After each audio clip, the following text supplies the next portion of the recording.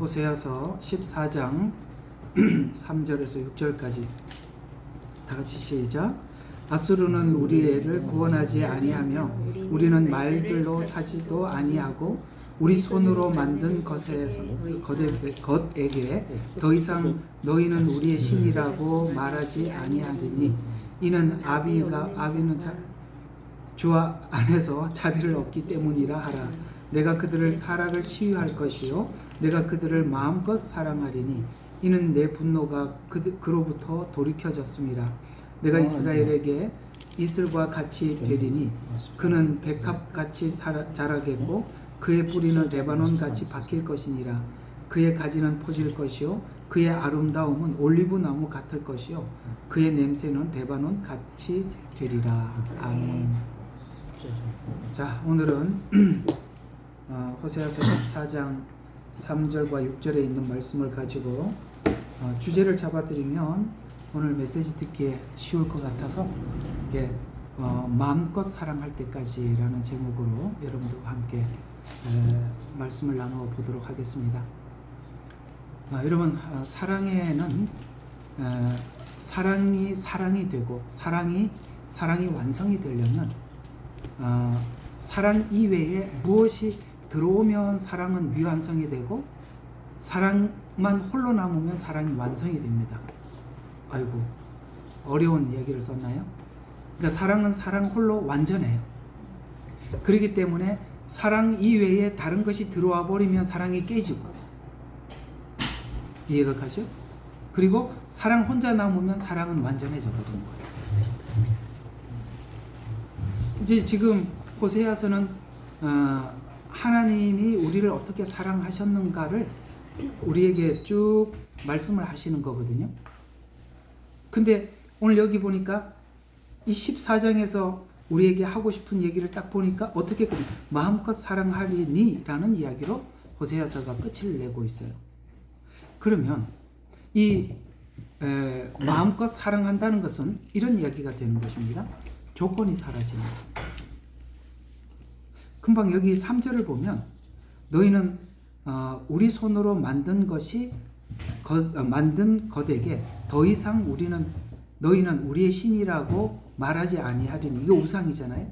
이는 아비 없는 자가 주 안에서 자비를 얻기 때문이라. 여기 이제 둘이 앞에 있는 내용과 뒤에 있는 내용이 다른 것입니다. 그러니까 이스라엘 백성들이 계속 하나님 앞에 질책을 받았던 이유는 단 한 가지입니다. 우상 숭배. 근데 우리가 이 우상 숭배라는 것을 그냥 일반적인 우상 숭배, 다른 신을 섬기는 이런 차원이 아니라 하나님을 믿어도 하나님께 뭘 주시면 제가 믿겠습니다. 뭘 하나님 나에게 이렇게 하시면 제가 따라가겠습니다. 라는 것이 우상이에요.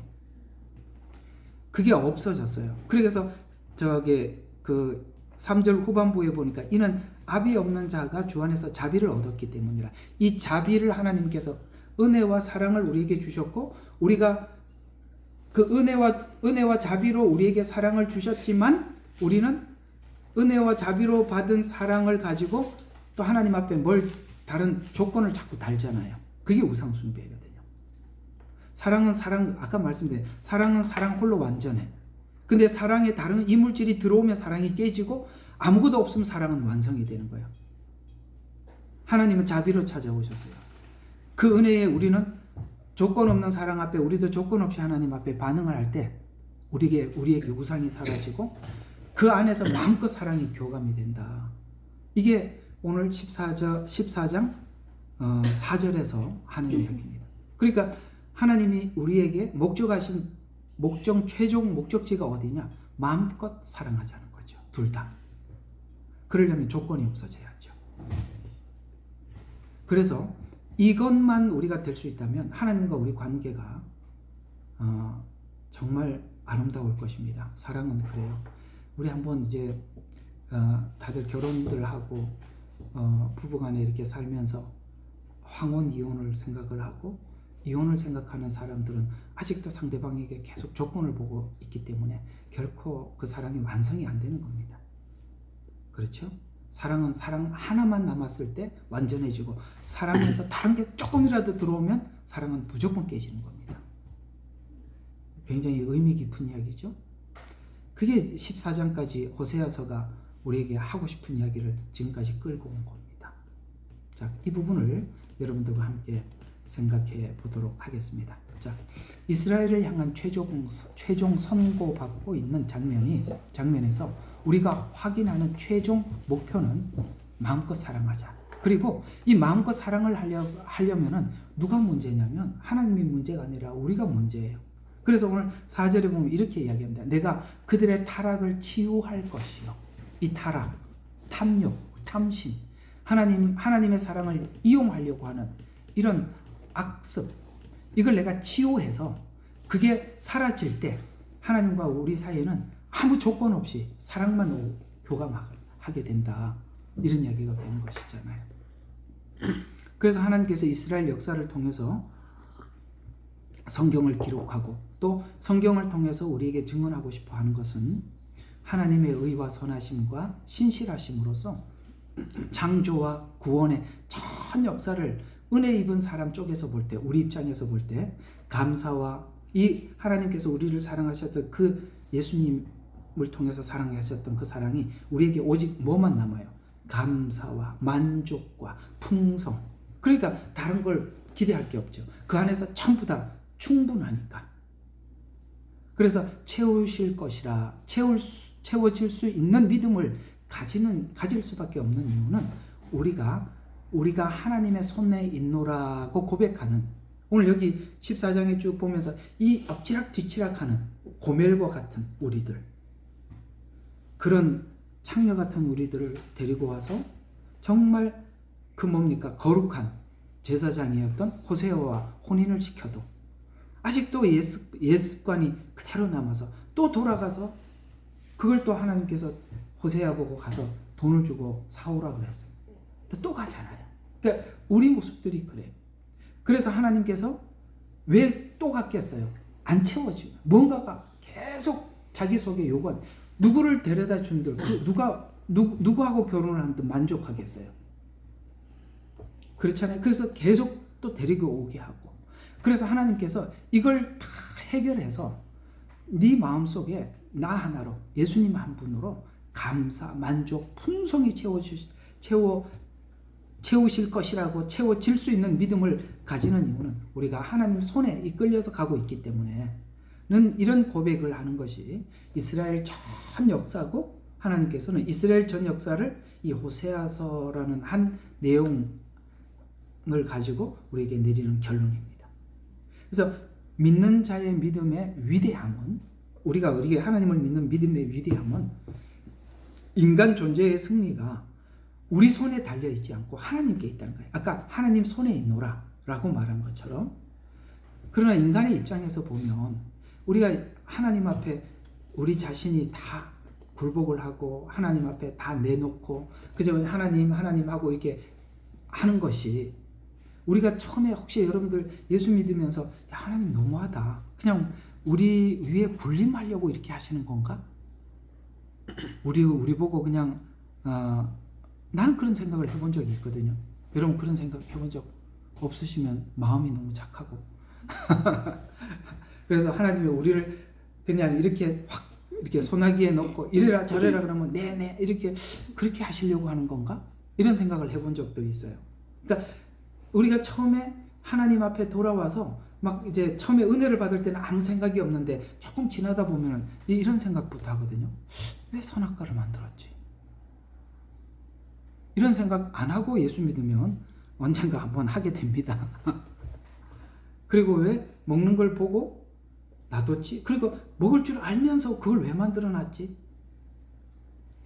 왜 말리지 않았지? 그래서 우리가 이렇게 됐잖아. 이런 생각을 저는 해봤는데 여러분들도 해봤는지 모르겠습니다. 지금 제가 여러분들에게 드리고 싶은 얘기가 그 얘기입니다. 우리가 믿는 자의 믿음의 위대성은 하나님의 존재가, 인간의 승리가 우리가 어떤 노력에 있는 게 아니라 아까 결국 호세아서가 고백하듯이 하나님 손에 있노라는 것으로 우리가 보고 거기에서 우리가 믿음을 갖듯이, 우리 인간의 입장에서 보면 이 높은 하나님의 권세에 굴종하는 것 같은 오해가 생길 수 있어요. 그러나 인간이 인간에게 가진 기대나 소원보다 하나님은 가보면, 하나님을 따라 가보면 얼마나 큰 것을 준비하고 우리를 불러오셨는지를 가까이 가까이 가야 보이는데 멀리서는 다른 쪽으로 생각을 하게 되더라는 거예요. 그래서 우리를 지으신 목적과 넓이와 깊이, 그것이 더욱더 주님 가까이 가면 갈수록 깊어질 것이라 라고 말하는 것이 복음이 말하는 핵심이에요. 신앙이 깊어질수록 하나님이 우리를 향한 계획이 얼마나 크고 위대한지 우리가 여기까지 데리고 오려고 하나님 그렇게 했구나. 그래서 이렇게 사단의 방해도 심했구나. 이런 걸 우리가 경험하게 된다. 이런 이야기입니다. 그래서 우리가 하나님의 일하심을 따라서 하나님 목적한 자리에 가서 보면 이것이 보이는데요. 우리는 하나님 앞에 신실하게 따르겠다고 약속을 하지만 우리가 신실하지 않다는 것을 우리가 발견하게 되고, 또 우리가 뭔가 아까 불만족스러운, 감사치 못하는 이런 것들이 세상의 것으로는 우리에게 결코 채울 수 없다.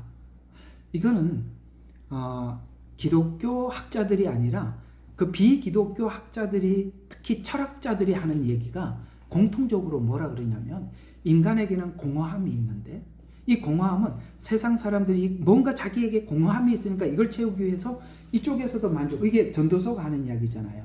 내가 그걸 채우기 위해서 사업을 크게 해봤고 뭐를 해봤고 지식을 얻어봤고 다 했어요. 권력을 얻어봤고, 그런데 그 정상에 올라가서 결국은 헛돼서 또 다른 걸 또 추구하게 되고, 그걸 5번이나 계속 헛되도다 이렇게 얘기하듯이. 그래서 왜 그게 헛될 수밖에 없냐면은 이 공간이 주님이 들어가야 될 공간인데 다른 게 들어와 봐야 채워지지 않음을 결국은 느낄 수밖에 없더라.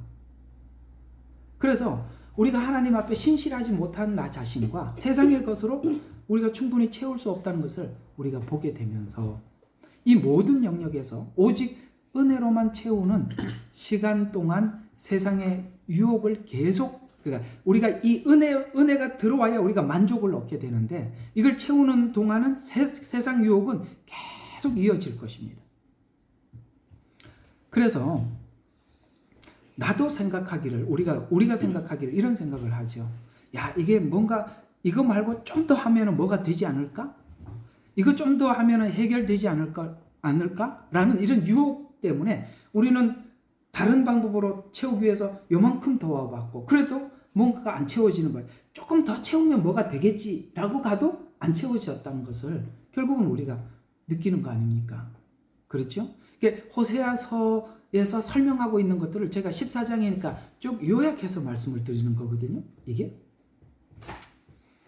그러나 인간은 보이는 것으로 답을 할 수 없다는 것을 우리가 인생 속에서 계속 보았을 것입니다. 그래서 보이지 않는 것으로 답을 얻지 못한 것 때문에 오직 하나님의 은혜와 사랑을 받아야 회복됨이 우리의 유일한 이유고 다른 것으로는 불가능하다는 것을 배우게 되는데, 하나님은 왜 그러니까 다른 것을 찾아다니다가 헛되다라고 말을 하게 하고 또 찾아다니다 헛되다. 아까 이 고멜이 왜 나와요? 여기 누구지?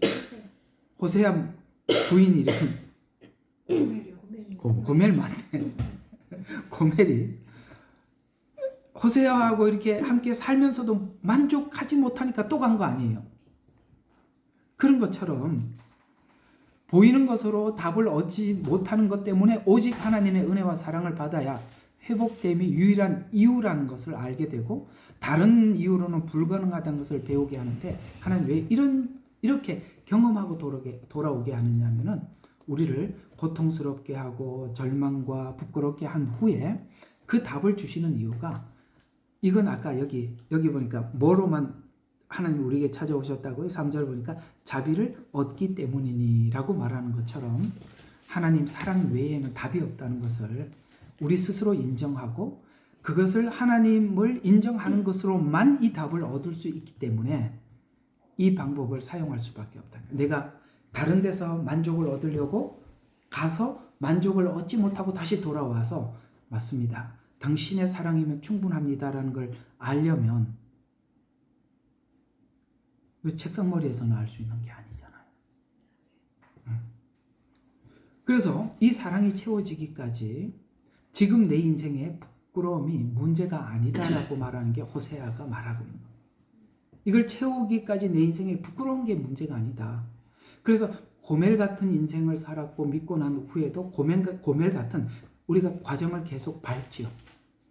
옛날의 습관이 그대로 다시 나오듯이 그렇게 밟지요. 그래서 우리 자신이 1절에 보니까 내 죄악으로 인하여 쓰러졌음이라가 지금 북이스라엘이 멸망하기 이게 북이스라엘을 향해서 하는 예언인데 그래서 이 북이스라엘이 나라가 망한 것으로 내가 선민이라는 것 오늘 우리로 표현하자면 성도라는 것이 자랑이 부끄러움이 되고 많은 지금 실제적인 내가 역사적 현실을 겪고 난 이후에 내가 믿고 난 이후에도 은혜를 받고 난 이후에도 이렇게밖에 되질 않나? 이런 것을 현실을 겪고 난 이후에 하나님이 우리를 사랑한다는 것이 무엇인가를 우리가 계속 배워서 오늘 이 자리까지 오는 거예요.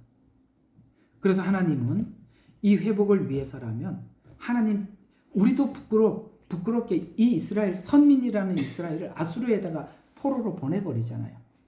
그러면 이렇게 한번 봐봐요.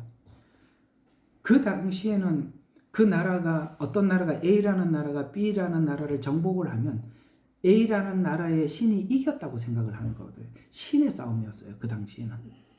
그러면 이스라엘은 모두가 하나님이 주관하는 선민이라는 걸 알고 있는데 그럼 아수르가 이스라엘을 포로로 잡고 뭐라고 이야기했겠어요?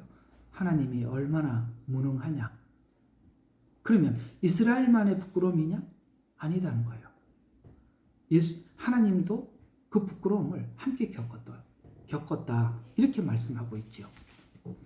그래서 우리를 구원하고 회복하기 위해서 우리 자신도 우리 자신의 감추인 것을 드러내서 부끄럽게도 하시지만 주님께서도 이 부끄러움을 스스로 경험하시고 하심으로써 너희들이 하나님 앞에 나오는데 부끄러움에 개의치 마라.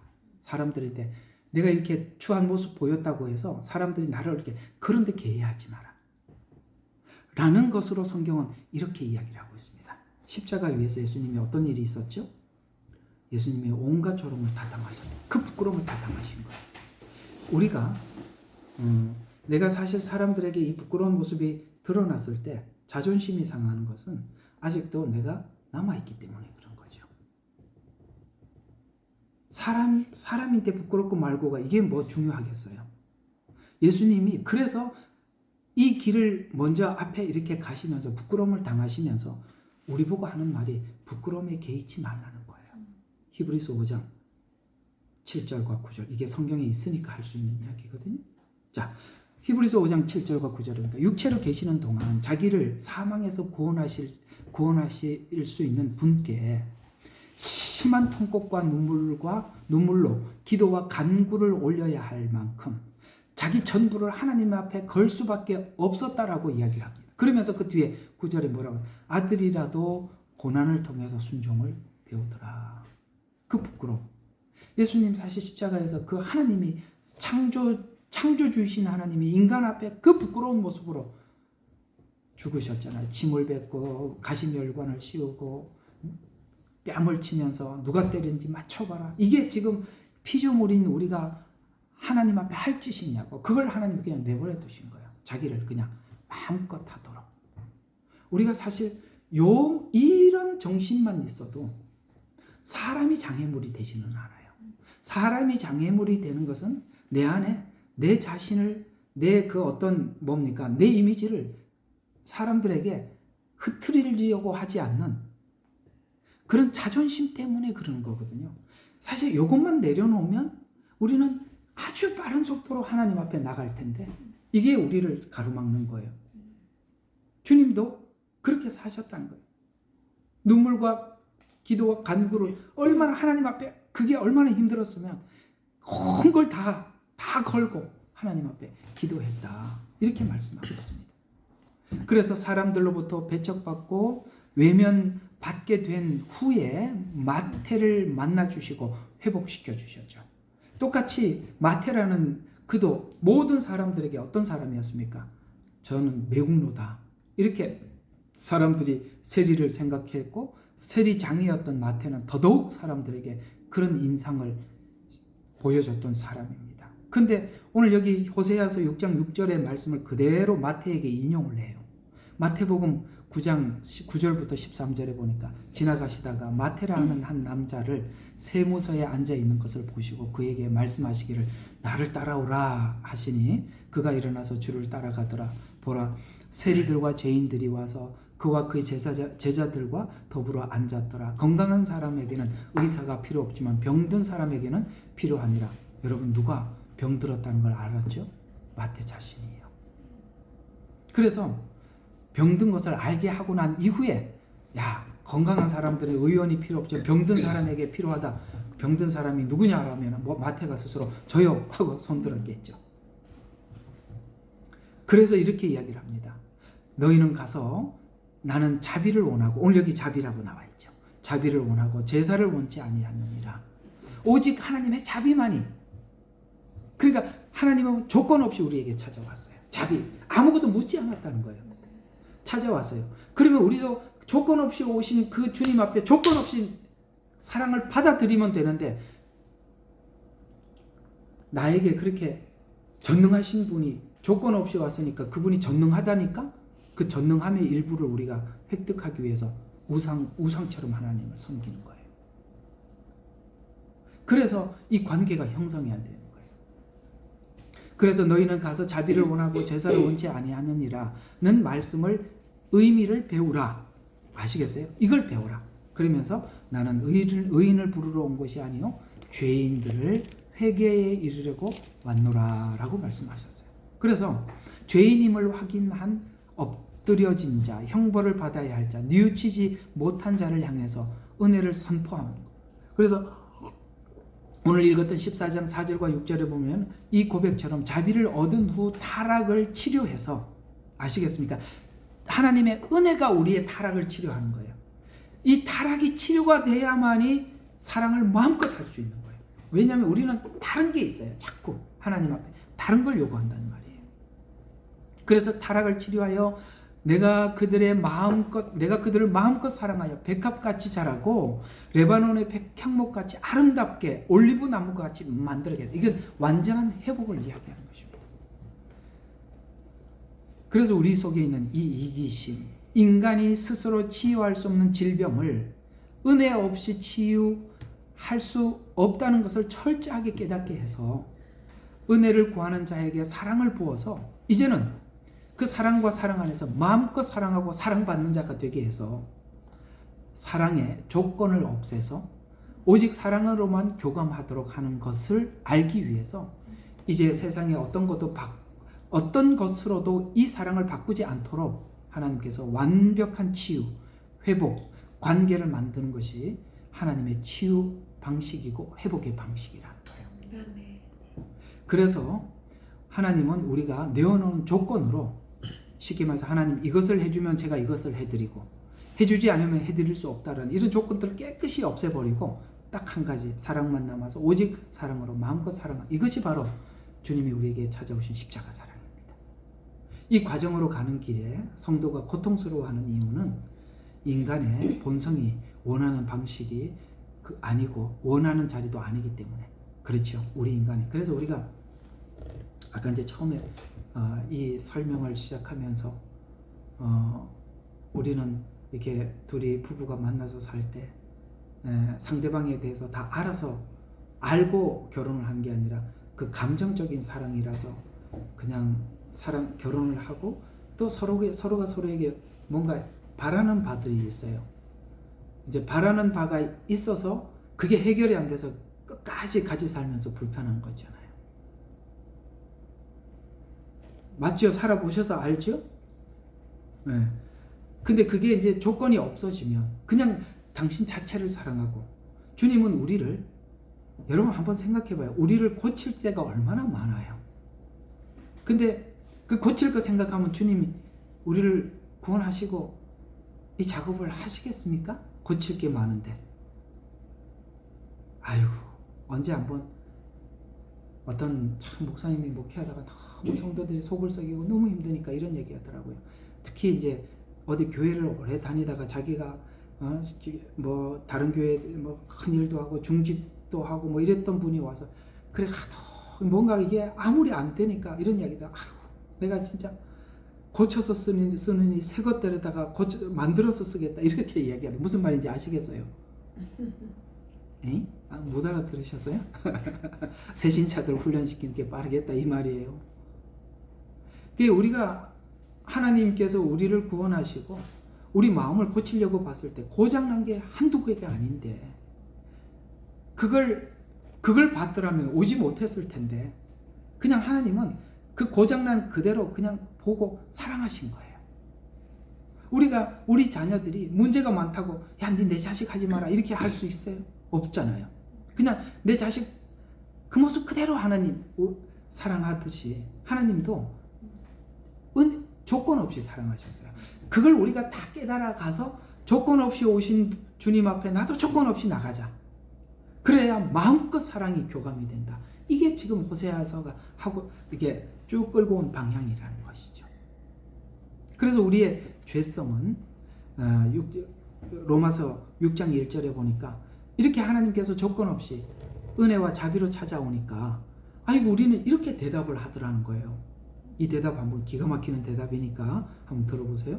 로마서 6장 1절. 우리가 죄 때문에 은혜를 받았어요. 그럼 우리가 이런 생각을 한대요. 은혜를 넘치게 하기 위해서 죄에 더 거하자. 그러면 은혜가 더 따라올 것이다. 이게 우리 생각이라는 거예요. 기가 막히죠. 야, 죄 때문에 은혜를 받았으니까 죄 짓자. 그 애들이 이렇게 뭐라고 그러면은 좀 자기가 뭐 밥 먹어라 뭐 갖다 먹여주고 그러면 안 먹어 하면서 들어가요. 그러면 계속 따라와서 밥 주겠지. 그 얘기하고 똑같잖아요. 그 밥 줘야 돼요. 한 대 맞아야 돼요.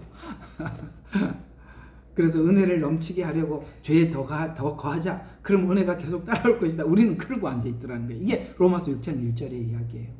그래서 우리가 악한 죄성이 이렇게 외치죠. 구원과 복은 하나님께서 거저 주는 것이라고 하더라. 값없이 주더라. 그러니까 우리가 못나도 하나님이 이렇게 작정하심을 포기하거나 실패하지 않을 것이다.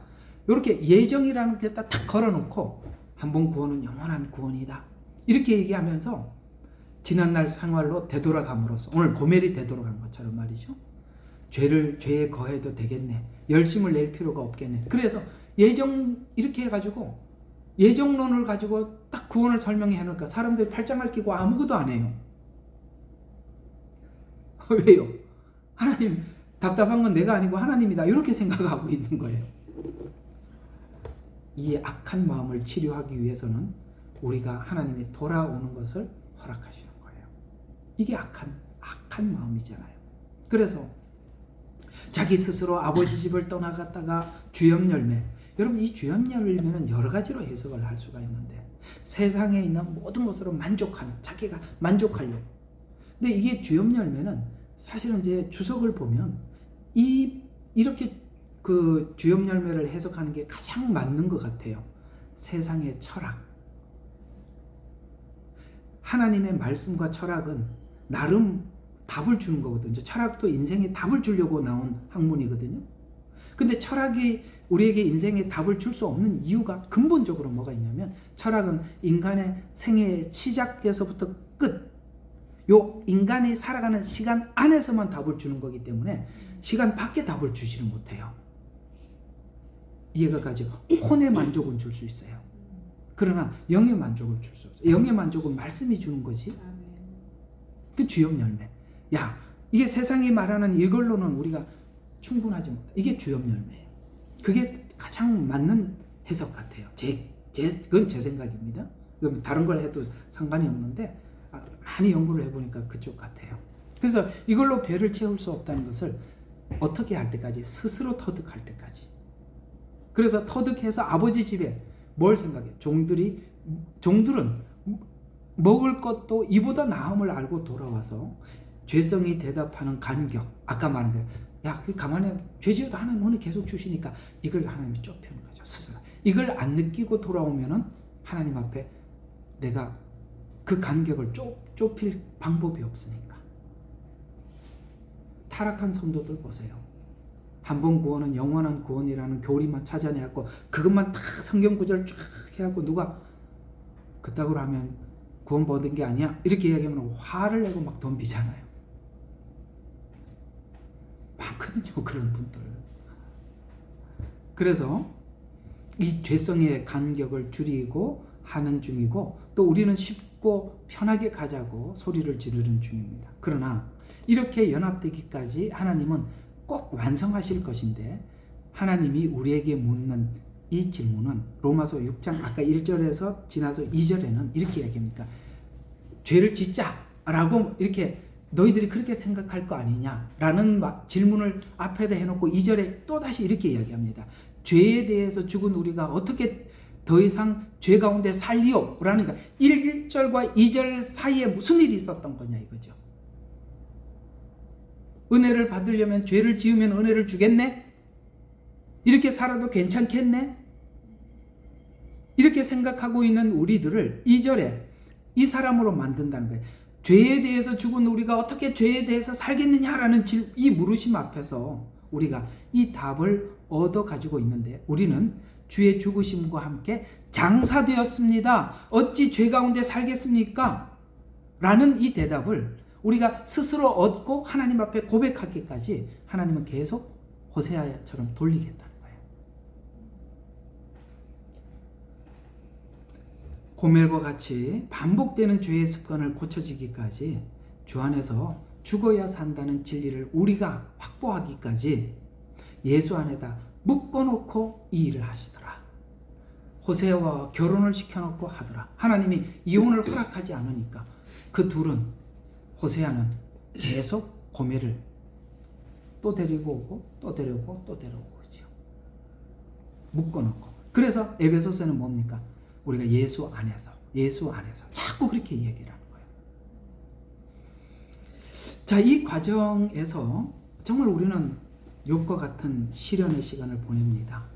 그러다 보니까 아까 1절과 2절의 그 간격을 좁혀지는 이 욥의 과정을 보면 욥이 중간에 이런 말을 하죠. 이런 말을 할 만큼 하나님께서 강력하게 훈련을 시키더라. 욥이 중간에 뭐 이런 얘기를 했죠. 나는 태어나지 않았으면 죽었으면 좋겠다. 는 말을 하기도 하고 이 말을 하나님은 들으면서 욥을 데리고 가고 있는 거예요. 애들이 막 이제 부모에게 반항적일 때 아주 마음에 상처를 주는 말들이 한마디씩 툭이죠. 왜 나를 낳았어?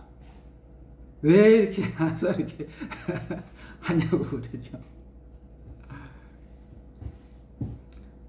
사실 이게 얼마나 어려웠던지 욥도 그랬다고요. 태어나지 않았으면 차라리 태어나서 죽었더라면. 그러니까 이 말을 누가 들어요? 욥이 하는 말을 듣는 부모, 하나님이 얼마나 괴롭겠어요. 근데 성경은 뭐라고 말씀하시냐면 하나님의 은사에는 후회가 없으시도다. 그냥 우리를 있는 모습 그대로 사랑하셨으니까요. 자, 마음껏 사랑하기까지 뭐가 없어져야 된다고요? 조건이 없어져야 돼요. 조건이 없어지기까지 우리는 부끄러워하지 말아요. 뭐가 부끄러워요? 여러분, 부모 앞에서 자기 실수 이게 부끄럽겠어요. 그죠? 부끄러워하는 모습을 보면 도리어 어떤 생각이 들겠어요? 부모님이 철 들어가네 이런 생각이 들죠. 자, 오늘 이야기들을 한번 정리해서 결론을 내려보겠습니다. 호세아가 이렇게 결론을 내립니다. 하나님의 자비로 몰아서 자비로 완성된 은혜의 믿음이 오늘 14장 9절이니까 누가 현명하여 이런 일을 깨닫겠느냐, 누가 총명하여 그것들을 알겠느냐. 이게 무슨 말이에요? 하나님의 깊은 속을 누가 알아차리겠냐. 아시겠습니까? 누가 그걸 알겠냐. 만약에 조금이라도 알아주는 자식이 있다면 와, 정말 부모는 그 순간 너무 행복해 할 거예요. 하나님, 그래서 그러셨군요. 감사합니다. 그런 말 한마디가 하나님의 마음을 얼마나 시원하게 하시겠어요. 고맙습니다. 그 얘기죠. 그걸 로마서 11장 33절에 오 깊도다 하나님의 지혜와 지식에 부요하며 그분의 심판을 어찌 헤아리며 그분이 나간 길을 어찌 찾아내리요.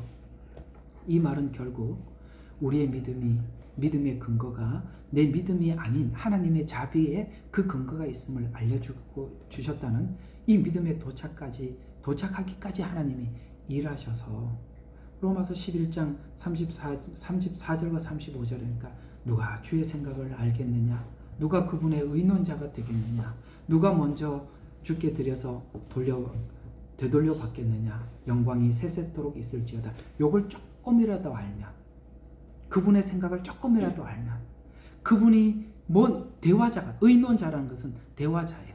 이것만 할 줄 안다면 영적 리더들이 되는 거예요. 영적 리더가 되라고 이걸 하라는 게 아니라 진심으로 하나님 앞에 나가다 보면 자연스럽게 하나님의 마음을 알게 돼요. 그분의 생각을 알게 돼요. 그러면 그걸 가지고 사람들한테 우리 아버지 마음이 이렇다고 얘기해 주는 거예요. 그게 성숙한 사람이거든요. 그래서 이 말은 설교가 불가능한 영역. 그래서 누가 주의 마음을 알겠느냐? 사랑이라는 것도 그렇죠. 사랑을 어떻게 말로 표현을 해요? 그저 사랑이란 거예요. 잠시라도 안 보이면 보고 싶은 것.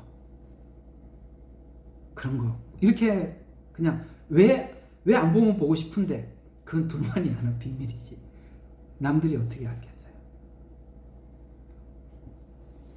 자, 그래서 우리가 이 길을 가는 과정 속에서 사실 우리가 찬양의 시간은 짧고 고통의 시간은 길어 보여요. 그래서 우리가 지금 살아가고 있는 이 모든 하나님 앞에 이끌려가는 이 과정에 괴로운 것이 현실이에요. 그렇다면 그 괴로움 속에 하나님 앞에 붙잡혀 가면서 우리의 믿음은 뭐냐? 이제 오늘 이 결론입니다. 우리의 믿음은 뭐냐? 주님께서 우리에게 뭘 하든지 어떤 형편에 갖다 놓든지 우리가 주님이 나를 사랑한다는 것에 대해서 부인할 수 없는 힘이 믿음이에요.